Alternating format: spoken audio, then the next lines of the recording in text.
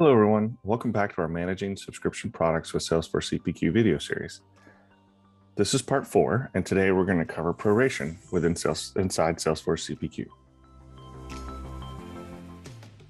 My name is Miles Sims.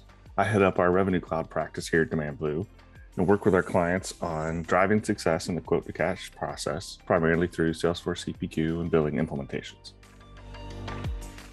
And today, here are a few of the things we're going to cover. We're going to talk give an overview of subscription proration within CPQ. We're going to talk about how proration is evaluated at the different record and line levels. We're going to go over the CPQ settings and then walk through a few of the common settings and some examples of those settings within CPQ. And as always, we're going to use our fictitious SpaceFlix streaming service in outer space. So quickly, let's talk a little bit about quote line evaluation. This is the way that the proration is evaluated and applied to your quote within CPQ. There's a hierarchy, and this comes from a great help article, which we'll include the link within the video description. But there's a hierarchy in a way that this is evaluated.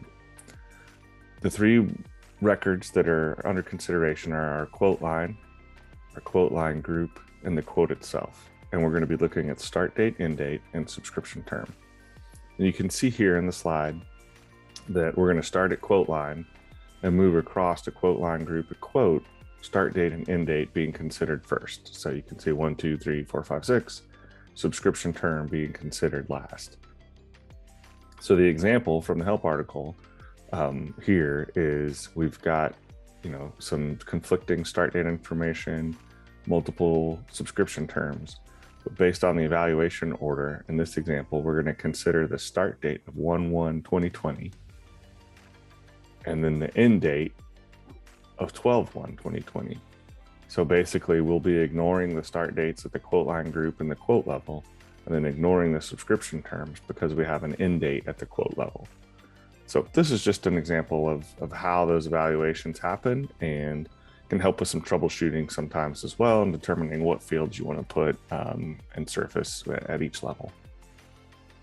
As we jump over into the Salesforce CPQ settings, the package settings, this is where we can set our subscription term unit, which we covered in a previous video, and now our subscription prorate precision setting. So for day, it's pretty simple.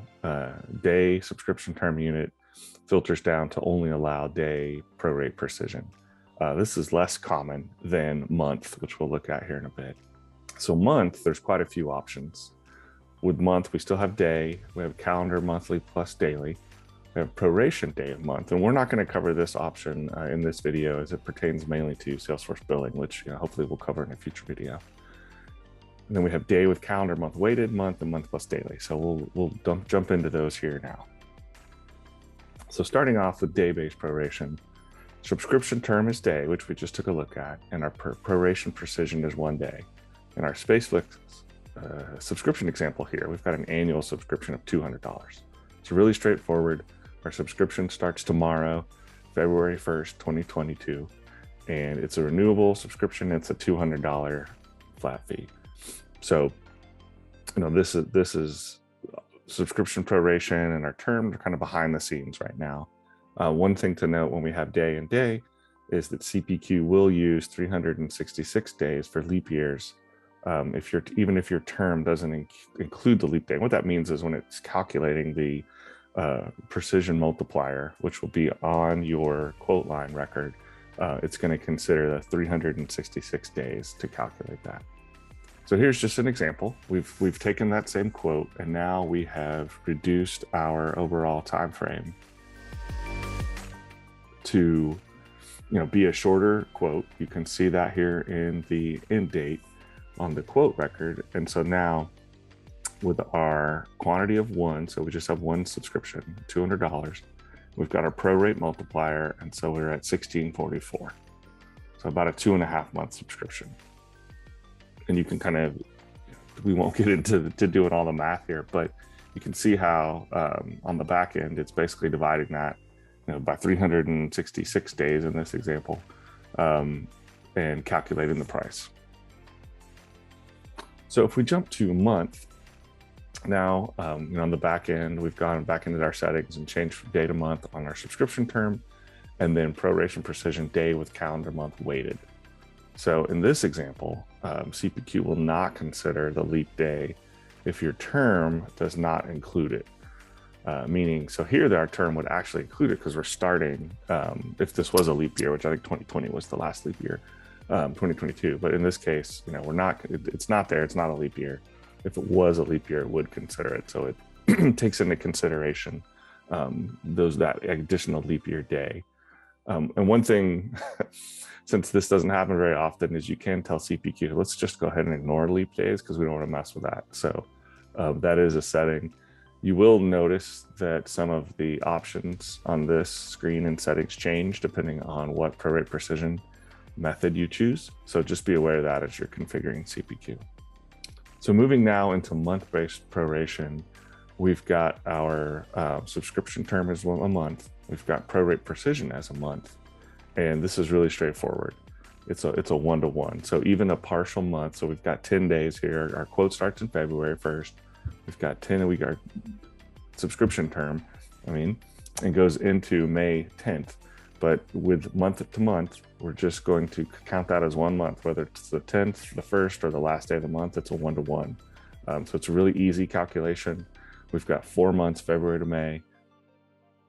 And then we've got a quantity of 1, and that's going to give us, a total of 66, 67. So pretty straightforward calculation. This from a financial perspective is going to give you the most money associated with the subscription fee associated with that partial month because it's considering it a whole month. When we go into month plus daily, what we're going to do now in this example is we're actually going to consider those 10 days and treat it like 10 days. It's a little more math involved in the calculation, but we've got 3 months, February through April. And then we're going to calculate down to that precise value for those 10 days within May, and then charge accordingly. So here you can see our subscription total based on the prorated amount has dropped down to 55.48, whereas in our previous slide, we were at 66.67. So you can see the difference in the total, how that's calculated on the quote based on the consideration change for month plus daily and proration. Now we have calendar month plus daily. So basically we're doing what we just reviewed on the back end. We're going to do that here on the front end too. So we're going to calculate the specific days on the first month, the starting month, and then we're going to calculate the specific days on the last month, the ending month. And then the months in between will be considered whole months. So, this is if you're signing up people on specific days within your subscription business model.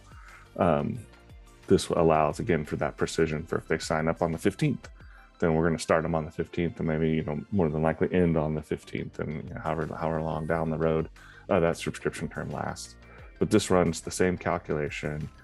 Here in this example, we have 28 days in February. So, it's still a whole month, but it's going to go ahead and calculate that. And then we're going to calculate our 10 days in May like we did previously, and we'll get to our price there.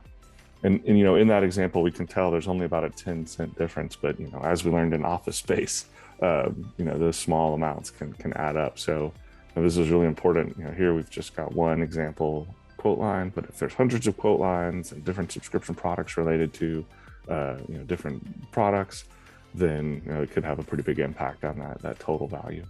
All right. That was a quick overview of proration precision within Salesforce CPQ. Next up, we're going to talk a little bit about renewals and amendments. Thanks for your time.